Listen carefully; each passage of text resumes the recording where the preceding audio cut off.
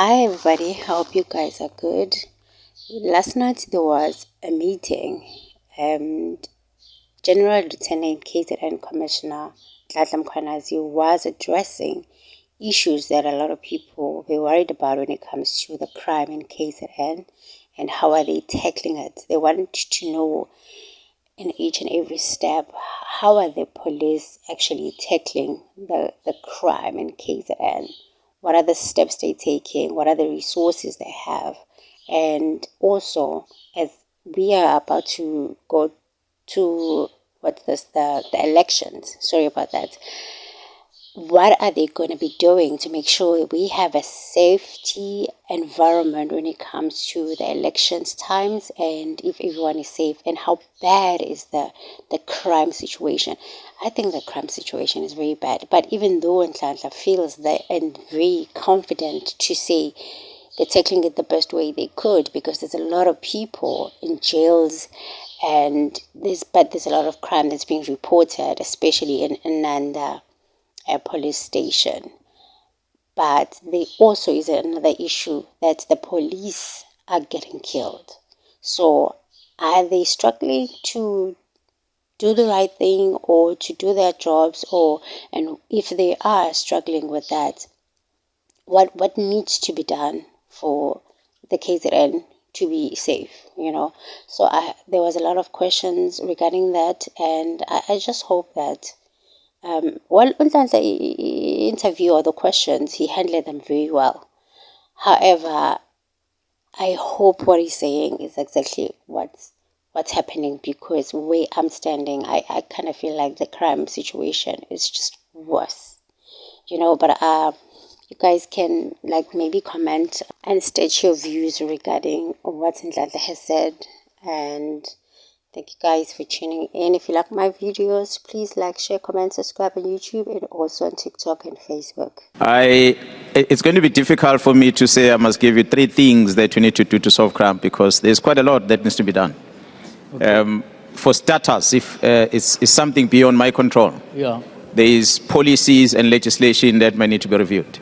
Yes. I'm glad that the audience is going to be voting on the 29th. Perhaps this time around they're going to send people that can really change these laws. Because that's a key. You need certain laws changed. We need a lot of things to change. Yeah. A lot of things to change. It doesn't give us excitement to get involved in a shootout criminals. Dyson was mentioning that. Yeah. We have a population of 12.5 million in KZN. We can't shoot all of them. That's a reality. So we might talk about the 20% of the criminals that are terrorizing community. But the prisons have got 18,000 beds and currently are sitting at 24,000.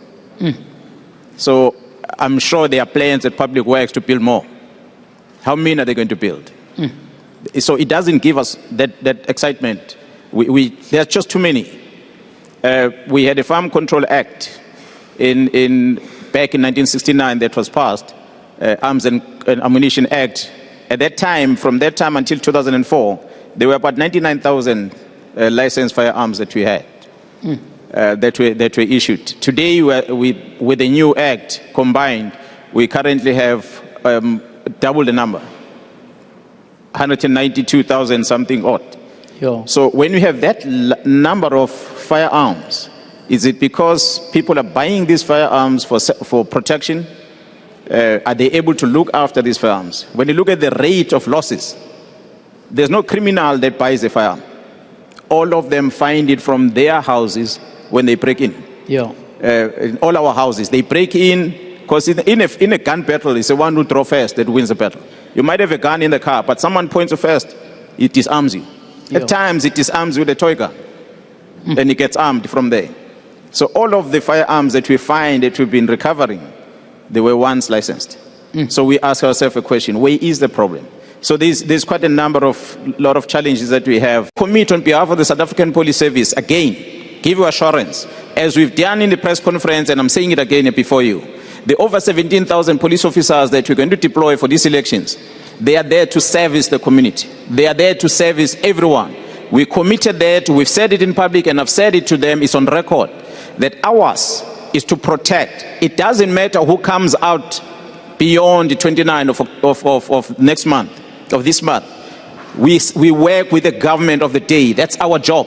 There's nothing else, no excuse about that. I encourage police officers, though they're interested in politics, to give us their uniform and take the T-shirt of the political party and get out of the service.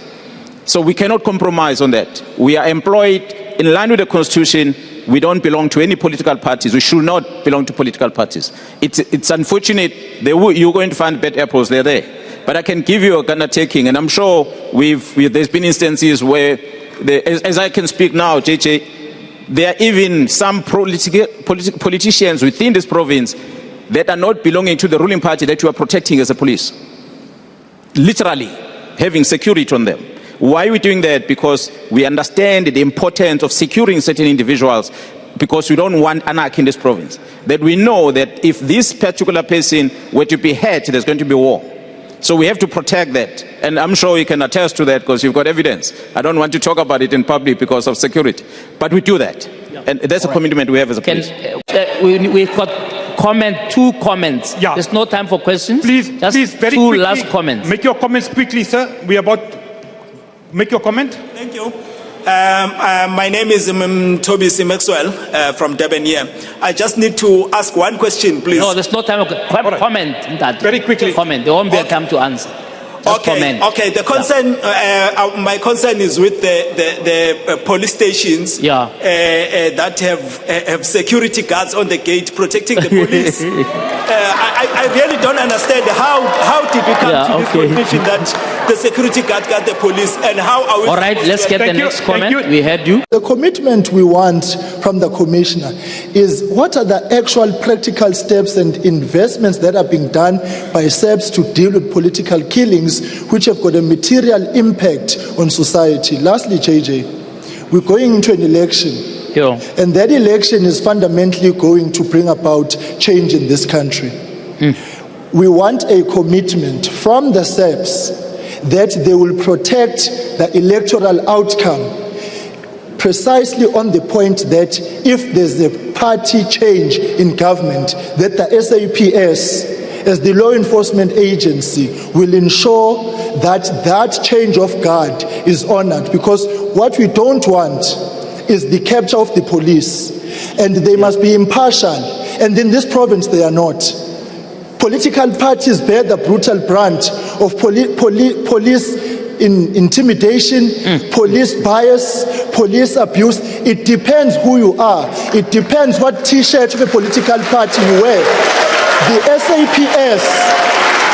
SAPS, or in KwaZulu-Natal and in South Africa generally, owe us a commitment that they will be the first ones to protect us and protect the electoral outcomes, whatever way they may sway, so that the change of government and laws that the commissioner speaks about can run its course. But we've got no confidence at this point in time because the police themselves are complicit in the political violence, they are complicit in not solving the problems, and they are complicit in the political controversies that take place in this province. Thank you. All right, Professor.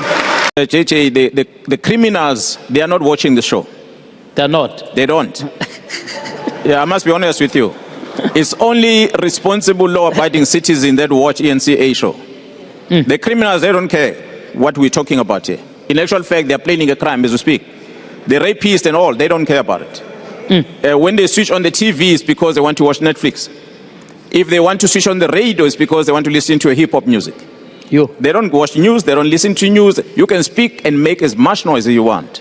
They just don't care. So we're not making the noise to the criminals, but to yourselves to deal with the criminals. You see, the problem is that we can deal with them. So I'm saying this thing that criminals are not watching the show. Coming back to the answer. Yeah. It was only last week, Mr. Dezen is just here. He was asking me a question when I was presenting the security plan for the province. Surely she missed it because she didn't watch the TV at the time. Yeah.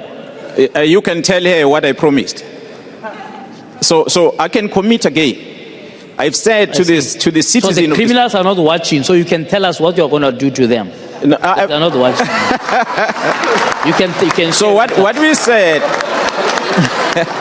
What we said as a promise as the province of KwaZulu-Natal, the SAPS committed itself that, and we said that to the politicians, the IEC, when they're making that oath, We presented last week again. I called all the station commanders, actually every commander in this province in one room. Yeah. We reminded each other that this is the plan for us and these are the rights that are given to everyone to campaign wherever they want to.